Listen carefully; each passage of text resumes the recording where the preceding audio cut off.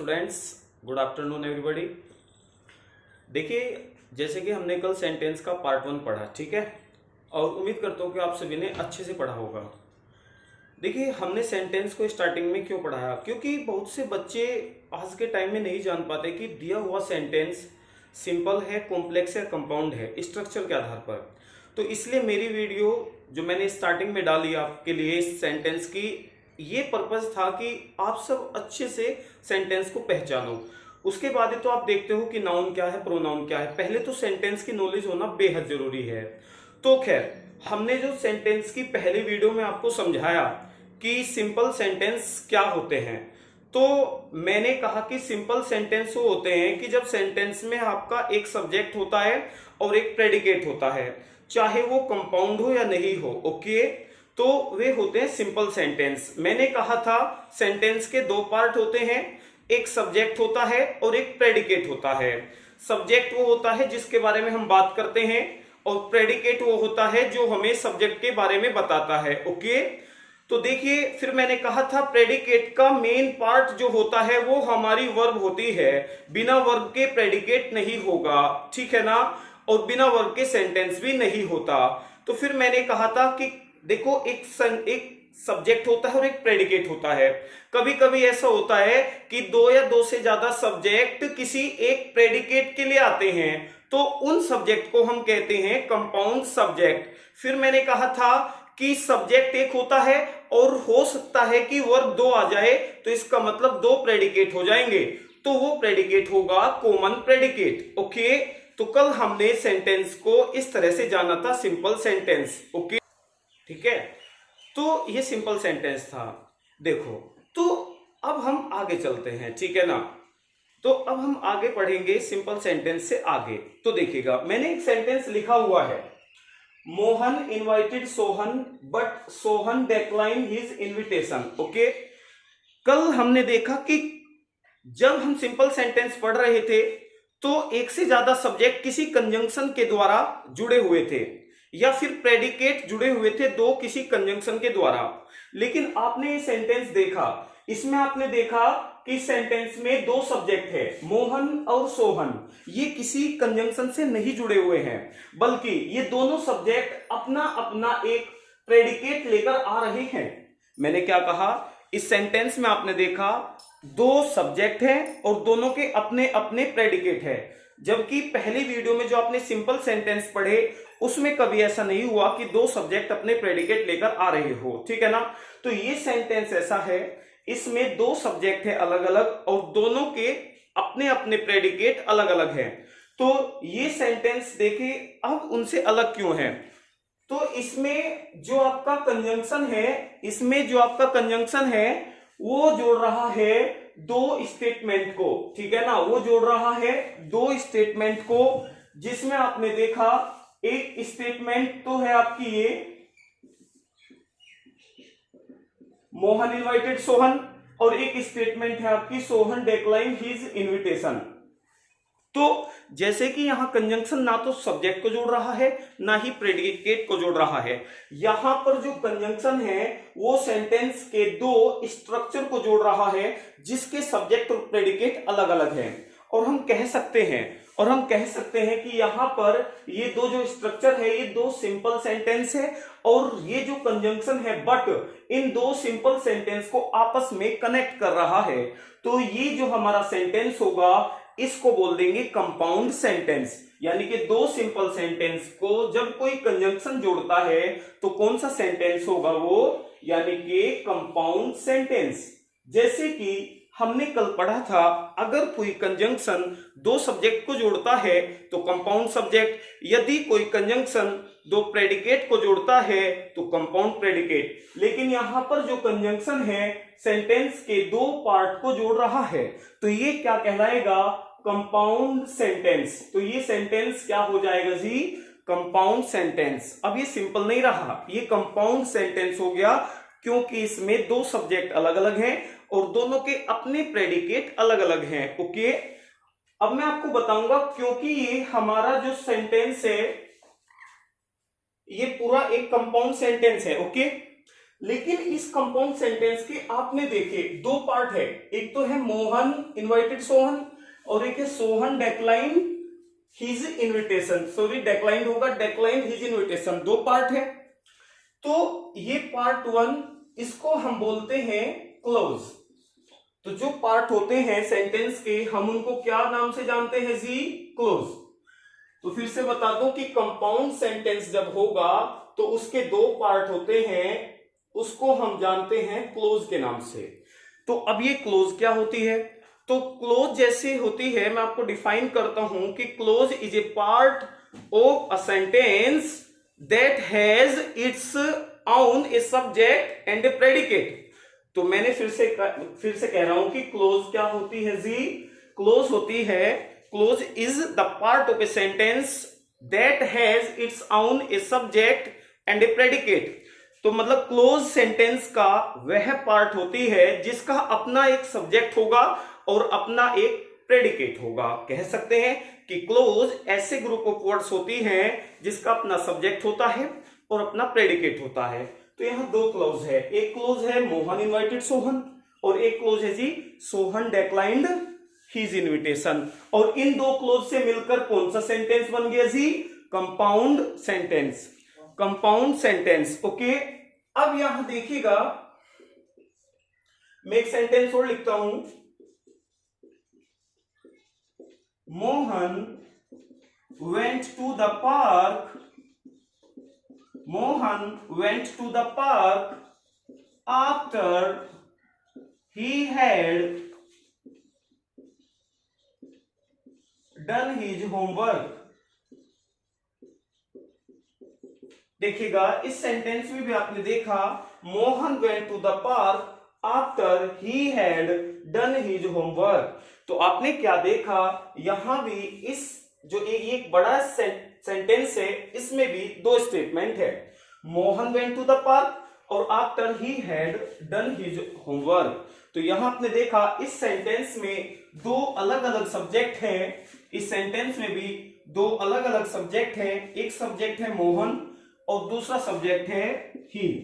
ये दो सब्जेक्ट कोई कंजंक्शन से नहीं जुड़े हुए हैं, जबकि बल्कि ये जो सब्जेक्ट है ये अपनी साथ अपना प्रेडिकेट लेकर आए हैं।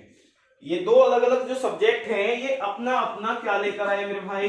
प्रेडिकेट। ओके, तो ये दो अलग अलग सब्जेक्ट हैं जो अपना प्रेडिकेट लेकर आ रहे हैं। तो ये भी दो पार्ट हुए एक सेंटेंस के, जिनको हम किस नाम से जानते हैं? क्लोज। ठीक है, इनको भी हम किस नाम से जानते हैं जी? क्लोज। अब इन दोनों सेंटेंस में देखो, जो दूसरा सेंटेंस है Mohan went to the park after he had done his homework, ये अलग क्यों है पहले सेंटेंस से? यहां पर केवल कंजंक्शन का अंतर है। ओके, ऊपर जो कंजंक्शन आया हुआ है वो बट आया हुआ है जो दो सिंपल सेंटेंस को आपस में कनेक्ट कर रहा है, लेकिन जो सेकंड सेंटेंस है इसमें जो कंजंक्शन आया हुआ है वो आफ्टर है। Okay, after. अब देखो ऊपर तो दो सेंटेंस अलग थे, लेकिन नीचे ये दो सेंटेंस अलग नहीं है, बल्कि after he had done his homework ये सेंटेंस का टाइम है। ये सेंटेंस का क्या है जी? ये सेंटेंस का टाइम है कि Mohan went to the park, when did Mohan go to park, कि मोहन पार्क गया, कब गया? After he had done his homework. तो जो after he had done his homework है ये क्लोज कोई दूसरा सेंटेंस नहीं है, बल्कि इस सेंटेंस के लिए जो एक्शन हो रहा है उस एक्शन का ये टाइम बता रहा है।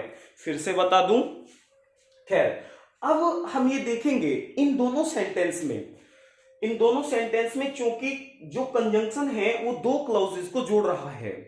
क्लोज क्या होती है मैंने अभी बताया आपको। अब एक चीज देखो, इन दोनों सेंटेंस में अलग अलग क्लोज आ रही है।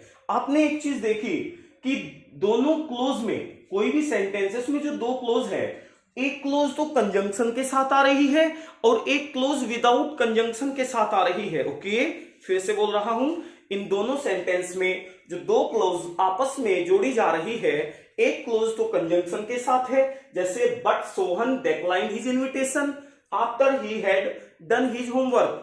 लेकिन जो दूसरी क्लोज है आपने देखा वो विदाउट कंजंक्शन है। मोहन इनवाइटेड सोहन से पहले कोई कंजंक्शन नहीं है और Mohan went to the park से पहले कोई कंजंक्शन नहीं है। तो मैं आपको बताऊं कि ऐसी क्लोज जिससे पहले कोई कंजंक्शन नहीं होता वो कहलाती है मेन क्लोज। क्या कहलाती है जी? वो कहलाती है मेन क्लोज, या फिर इसी को बोल देते हैं हम प्रिंसिपल क्लोज। क्या बोल देते हैं? इसी को बोल देते हैं प्रिंसिपल क्लोज। तो फिर से बताऊं, ऐसी क्लोज जिसके साथ कोई कंजंक्शन नहीं होता वो क्लोज कहलाती है मेन क्लोज यानी प्रिंसिपल क्लोज। ओके। और जिस क्लोज के साथ कंजंक्शन होता है वो क्लोज कहलाती है या तो कोऑर्डिनेट क्लोज या फिर सब ऑर्डिनेट क्लोज। क्या कहलाती है? या तो कहलाती है कोऑर्डिनेट क्लोज या कहलाती है सबऑर्डिनेट क्लोज। जैसे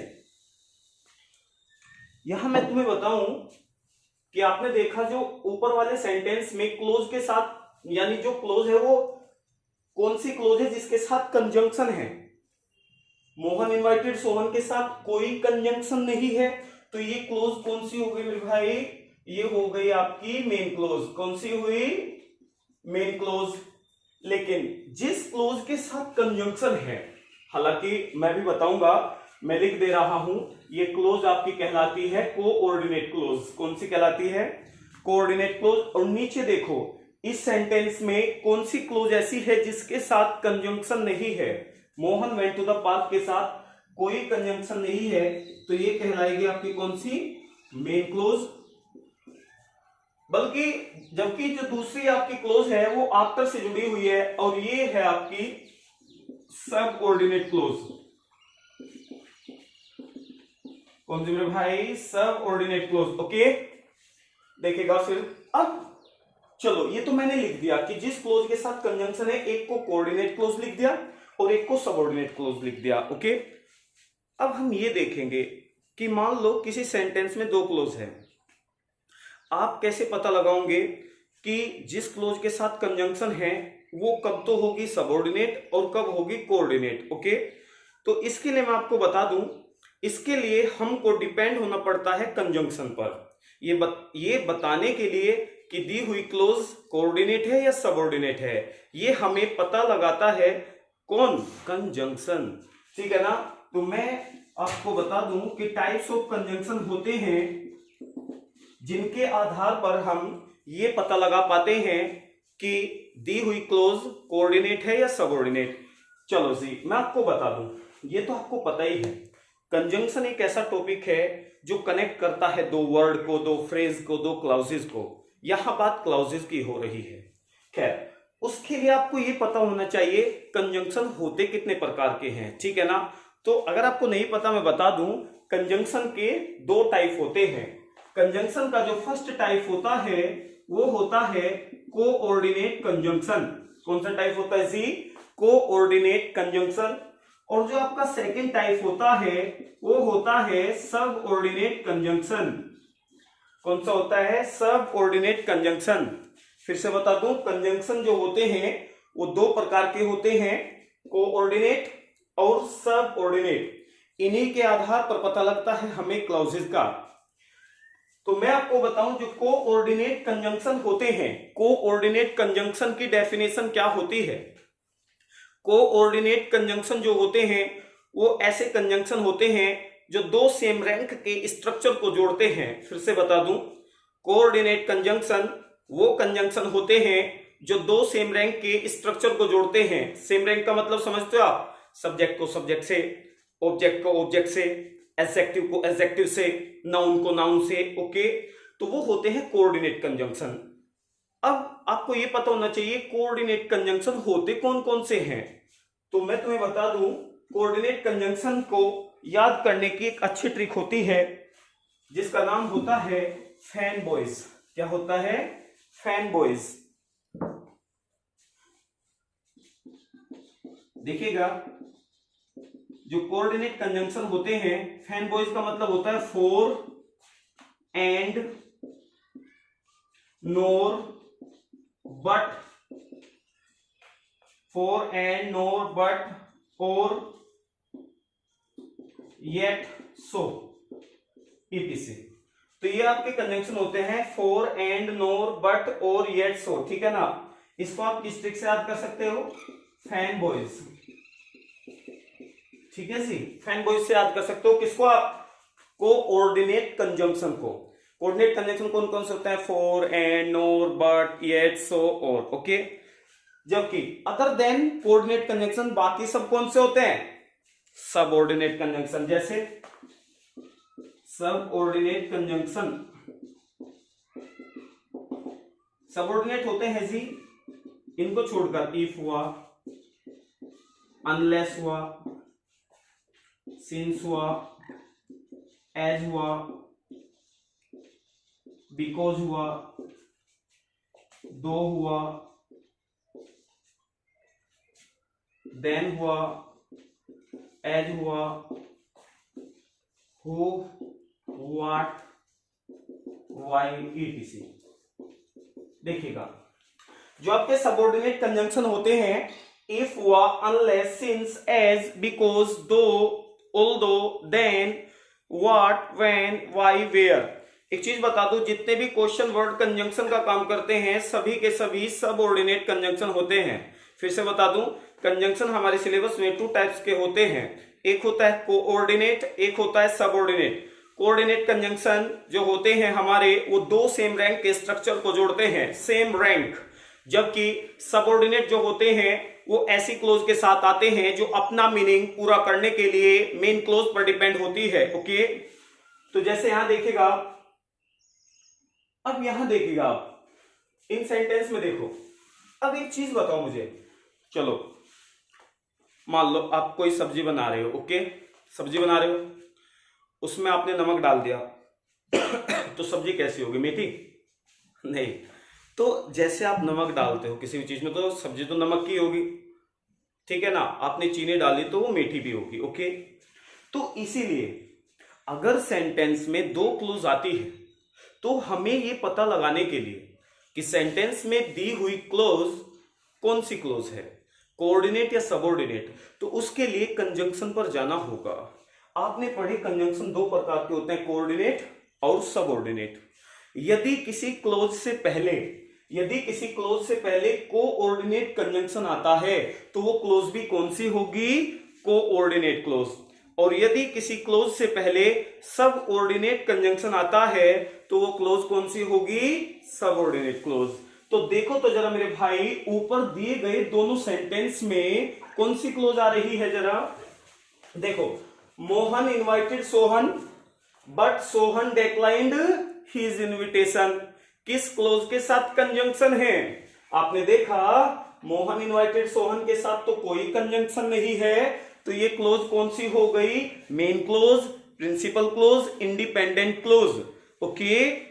लेकिन सोहन डिक्लाइंड हिज इनविटेशन के साथ कौन सा कंजंक्शन आ रहा है? बट आ रहा है। बट कौन सा कंजंक्शन होता है बताओ तो जरा? Fan boys. तो बट होता है कोऑर्डिनेट कंजंक्शन। तो इसीलिए जो बट है वो कोऑर्डिनेट कंजंक्शन है। तो क्लोज के पहले बट आ रहा है, तो इस क्लोज से पहले कोऑर्डिनेट कंजंक्शन आ रहा है, तो ये क्लोज कौन सी हो गई?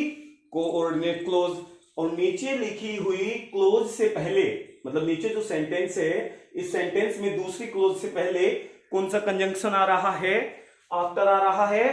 तो आफ्टर कौन सा होता है जी? फैन बॉयज का पार्ट नहीं है। तो फैन बॉयज को छोड़कर बाकी बचे कंजंक्शन कौन से होते हैं? सबऑर्डिनेट। तो अगर किसी क्लोज से पहले सबऑर्डिनेट आ गया तो वो कौन सी क्लोज होगी? Subordinate close. चलिएगा जी, अब आ जाओ यहां पर। तो याद रखना, एक चीज और बता दूं, जब सेंटेंस में 2 क्लोज होगी या 2 से ज्यादा होगी, हमेशा उसमें एक क्लोज हमेशा एक्सिस्टेंस करती है, ओके। मैंने फिर से कह रहा हूं कि किसी भी सेंटेंस में यदि 1 से ज्यादा क्लोज हैं, 2 हैं, 3 हैं, तो एक क्लोज हमेशा प्रेजेंट रहती है और वो क्लोज होगी मेन क्लोज। क्या होगी मेरे भाई? वो क्लोज होगी मेन क्लोज। हाँ, अब डिपेंड करता है कि मेन क्लोज के साथ कौन सी क्लोज आ रही है। तो याद रखना, मेन क्लोज हमेशा मिलेगी आपको सेंटेंस में। मेन क्लोज के बिना कोई भी सेंटेंस कंप्लीट नहीं हो सकता। और हाँ, फिर एक चीज बता दूं, मेन क्लोज के साथ हमेशा एक क्लोज मिलेगी वो क्लोज होगी या तो सबऑर्डिनेट या फिर होगी कोऑर्डिनेट। ओके, डिपेंड करता है कंजंक्शन। अब आ जाओ यहां, जब मेन क्लोज के साथ कोऑर्डिनेट क्लोज होती है तो वो सेंटेंस कौन सा कहलाएगा? Compound sentence. कौन सा मेरे भाई? Compound sentence. ओके, अब एक चीज देखो, मेन क्लोज कौन सी होती है, डिपेंडेंट या इंडिपेंडेंट? तो मेन क्लोज होती है जी इंडिपेंडेंट। इंडिपेंडेंट का मतलब क्या होता है? यानी जो अपना मीनिंग अपने आप कन्वे करती है, किसी क्लोज पर डिपेंड नहीं होती है, वो कहलाती है कौन सी क्लोज? Principal clause. ओके, अब मेन क्लोज हो गई इंडिपेंडेंट, मतलब जो किसी पर डिपेंड नहीं होती है। अब एक चीज देखो, फिर जो कोऑर्डिनेट क्लोज होगी, कोऑर्डिनेट क्लोज डिपेंड होगी मतलब डिपेंडेंट होगी या इंडिपेंडेंट होगी? देखो, तो बट कौन सा कंजंक्शन होता है? कोऑर्डिनेट। और कोऑर्डिनेट कौन से रैंक के स्ट्रक्चर जोड़ता है? Same rank. ओके, तो सेम रैंक का मतलब क्या है? अगर बट यहां आ रहा है और दो क्लोज को कनेक्ट कर रहा है, पहले वाली क्लोज कौन सी है? इंडिपेंडेंट।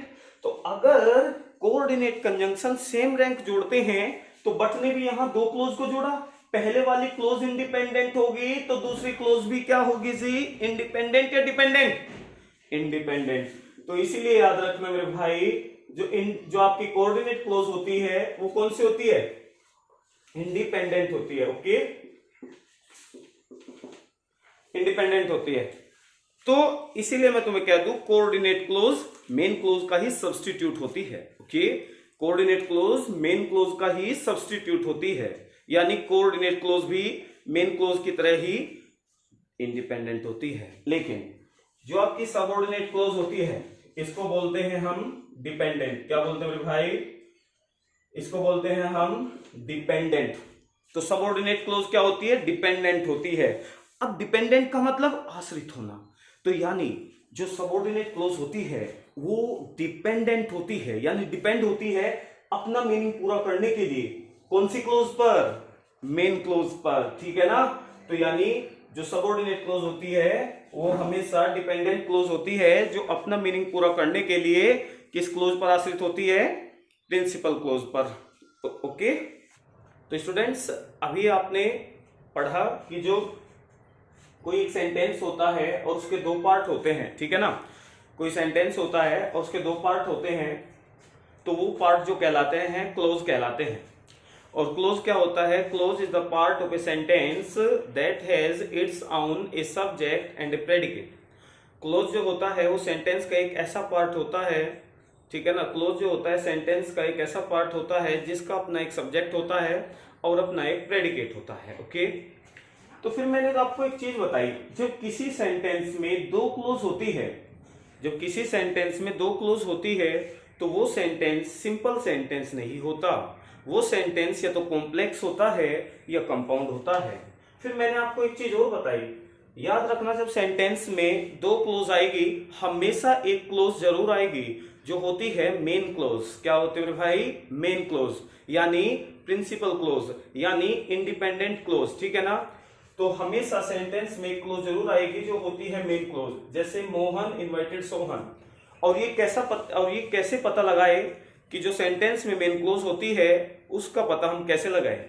याद रखना, जब सेंटेंस में दो क्लोज आती है और जिस क्लोज के साथ कोई कंजंक्शन नहीं होता वो हमेशा मेन क्लोज होती है। जैसे यहाँ पहली जो दोनों सेंटेंस में क्लोज है उनसे पहले कोई कंजंक्शन नहीं है, इसलिए ये मेन क्लोज है। फिर मैंने कहा जिस क्लोज के साथ कोई कंजंक्शन आता है, मैंने कहा जिस क्लोज के साथ कोई कंजंक्शन आता है या तो वो क्लोज कहलाएगी, मैंने क्या कहा? या तो वो क्लोज कहलाएगी सबऑर्डिनेट या वो क्लोज कहलाएगी कोऑर्डिनेट। ये कैसा पता लगेगा कि दी हुई क्लोज कोऑर्डिनेट है या फिर सबऑर्डिनेट है? उसके लिए हमें कंजंक्शन की जानकारी होना बेहद जरूरी है। मैंने आपको कहा जो हमारे कंजंक्शन होते हैं सिलेबस में वो कितने टाइप के होते हैं? 2 टाइप के। पहला कंजंक्शन होता है कोऑर्डिनेट। कोऑर्डिनेट कंजंक्शन क्या काम करता है? दो सेम रैंक के स्ट्रक्चर को जोड़ता है। और कोऑर्डिनेट कंजंक्शन कौन कौन से होते हैं? इसकी एक ट्रिक होती है fan boys. 4 and, nor, but, yet, so. बाकी बचे जो भी कंजंक्शन होते हैं सब ऑर्डिनेट कंजंक्शन कहलाते हैं। तो इसीलिए मैंने आपको कहा था कि आप दूध में अगर चीनी डालोगे तो वो नमक का नहीं होगा, वो मीठा होगा। इसीलिए जिस क्लोज से पहले कोऑर्डिनेट कंजंक्शन होगा वो क्लोज कौन सी कहलाएगी? कोऑर्डिनेट। और जिस क्लोज से पहले सब ऑर्डिनेट कंजंक्शन होंगे वो कौन सी कहलाएगी? सब ऑर्डिनेट। ओके, चलो अब ये क्वेश्चन आता है कि यदि जब मेन क्लोज के साथ कोऑर्डिनेट क्लोज मिलेगी तो वो सेंटेंस कौन सा कहलाएगा? तो वो सेंटेंस कौन सा कहलाएगा जी? Compound sentence. और जब मेन क्लोज के साथ सबऑर्डिनेट आती है तो वो सेंटेंस कौन सा कहलाएगा? Complex sentence. कौन सा सेंटेंस कहलाएगा? Complex sentence. ठीक है, यानी कि मेन क्लोज के साथ अगर कोऑर्डिनेट क्लोज है तो कौन सी होगा? Compound sentence. और मेन क्लोज के साथ अगर सबऑर्डिनेट है तो कौन सी कहलाएगी? Complex sentence. ठीक है, फिर मैंने एक चीज कहा, देखो मेन क्लोज इंडिपेंडेंट होती है, उसी तरह जो कोऑर्डिनेट क्लोज होती है वो क्या होती है? इंडिपेंडेंट होती है, और दोनों सेंटेंस अलग अलग होते हैं। लेकिन आपकी जो सबऑर्डिनेट क्लोज होती है वो डिपेंडेंट होती है। ठीक है ना, यानी डिपेंड होती है अपना मीनिंग पूरा करने के लिए किस क्लोज पर? मेन क्लोज पर। ठीक है, तो अब हम आगे जानेंगे ऐसा क्यों होता है कि सबऑर्डिनेट क्लोज को हम डिपेंडेंट क्लोज कहते हैं। ओके, तो देखिए,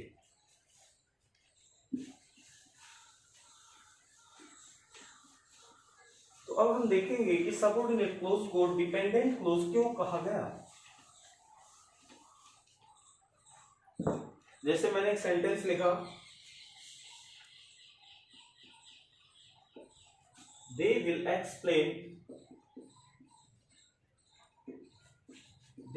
explain what you want।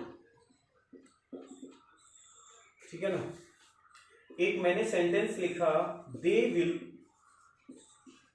return when you want। Okay, और तीसरा सेंटेंस मैंने लिखा, they will help the man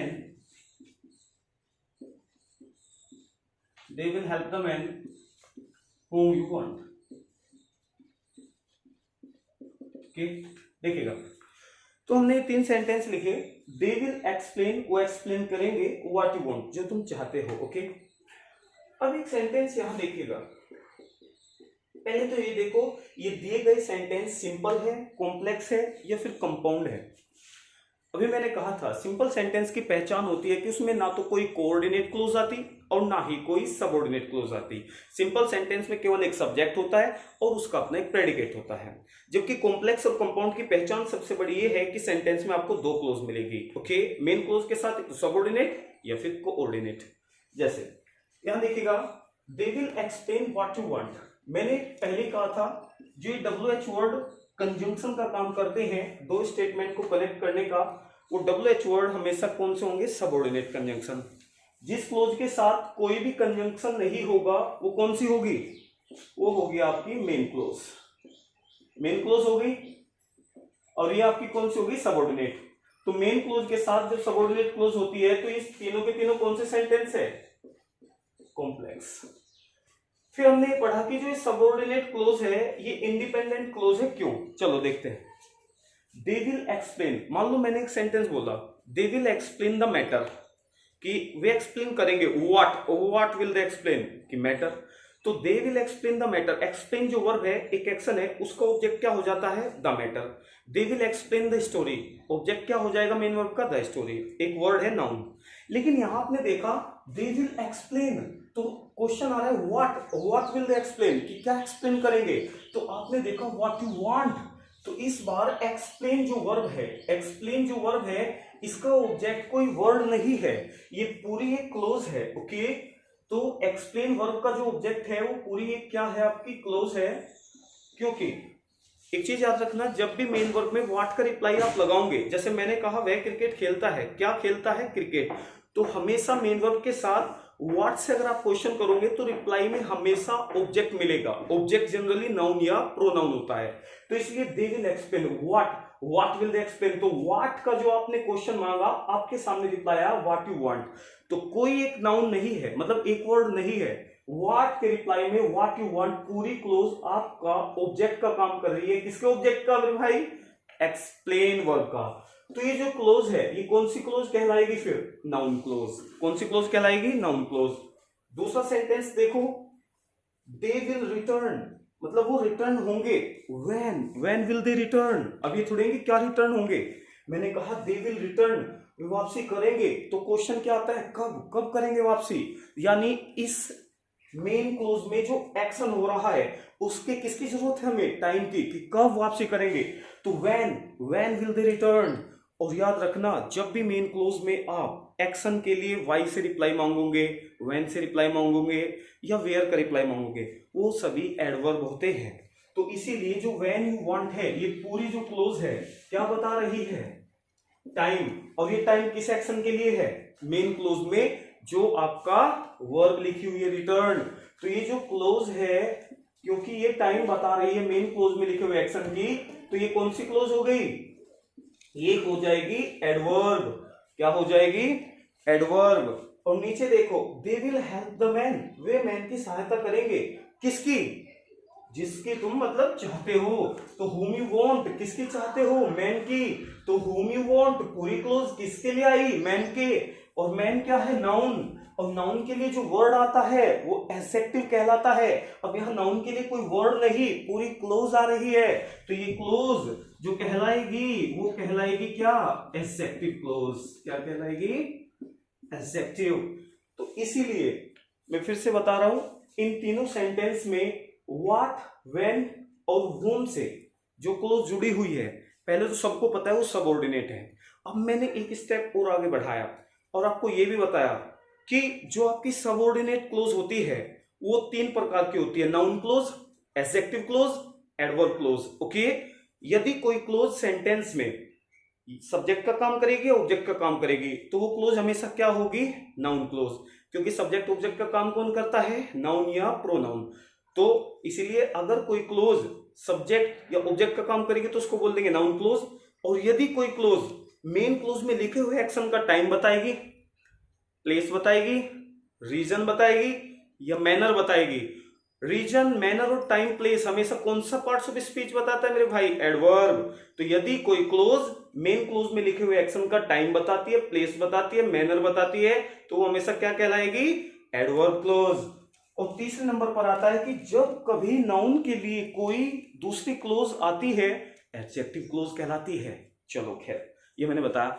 अब फिर से यही क्वेश्चन है कि फिर हमने इसको डिपेंड क्यों कहा? एक बार देखना मेरे भाई, अगर सेंटेंस में ये ना होता दे विल एक्सप्लेन और खाली होता व्हाट यू वांट, तो ये क्या अपना मीनिंग कंप्लीट कर रहा है? व्हाट यू वांट जो तुम चाहते हो, क्या? नहीं ना। तो व्हाट यू वांट जो सबऑर्डिनेट क्लोज है, अगर हम मेन क्लोज हटा देते हैं तो ये अपना मीनिंग कभी पूरा नहीं करेगी, इसका खुद का एग्जिस्टेंस नहीं होता। क्योंकि ये कब तक अधूरी है? जब तक हमें मेन क्लोज नहीं मिल जाएगी।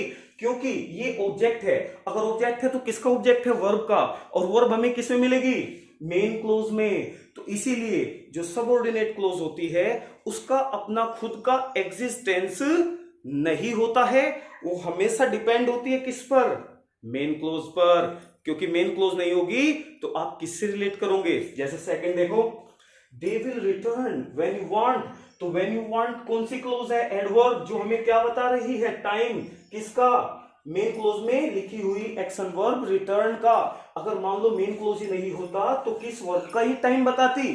तो समझ पा रहे हो, क्योंकि सबऑर्डिनेट क्लोज है, ये डिपेंडेंट क्लोज है और इसका खुद का अपना एग्जिस्टेंस नहीं होता, ये हमेशा डिपेंड होती है मेन क्लोज पर। ओके, तीसरी देख लो, तीसरी क्लोज whom you want किसके लिए आई? मैन के लिए। और मैन किस क्लोज का पार्ट है? मेन क्लोज का पार्ट है मैन। ठीक है ना, यानी ऑब्जेक्ट है। अगर मैन क्लोज नहीं होती तो ये जो क्लोज है एडजेक्टिव क्लोज, ये किस नाउन के लिए आती? नाउन तो आना जरूरी है ना। तो इसीलिए मैं आपको कह दूं कि सबऑर्डिनेट क्लोज जो होती है उसका खुद का कोई एग्जिस्टेंस नहीं होता, वो हमेशा डिपेंड होती है किस पर? मेन क्लोज पर। और एक चीज और बताई कि सबऑर्डिनेट क्लोज तीन प्रकार की होती है, noun close, adjective close, adverb close.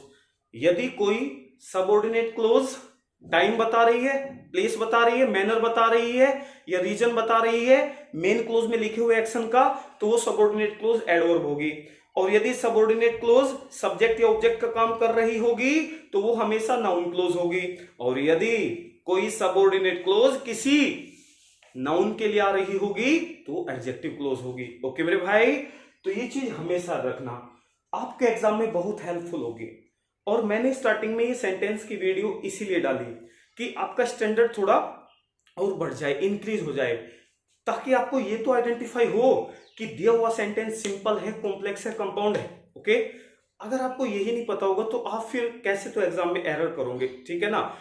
तो इसके लिए ये बेहद जरूरी है, इसके लिए मैंने इतना एफर्ट इसीलिए लगाया कि आप लोगों के समझ में आ सके, ठीक है ना। दिया हुआ सेंटेंस सिंपल है, कॉम्प्लेक्स है, कंपाउंड है। ओके, ये मैटर करेगा कि आपकी सोच मतलब कैसी है, या फिर कितने कॉन्सेप्ट आपके क्लियर है। ओके, तो चलिए इसको रब करते हैं। और मैंने अब तक आपको क्या पढ़ाया, मैंने आपको पढ़ाया सेंटेंस, ठीक है ना। कौन कौन से सेंटेंस पढ़ाए, सिंपल सेंटेंस, फिर कौन सा पढ़ा है जी, कंपाउंड सेंटेंस, तीसरा सेंटेंस मैंने पढ़ा है आपको कॉम्प्लेक्स।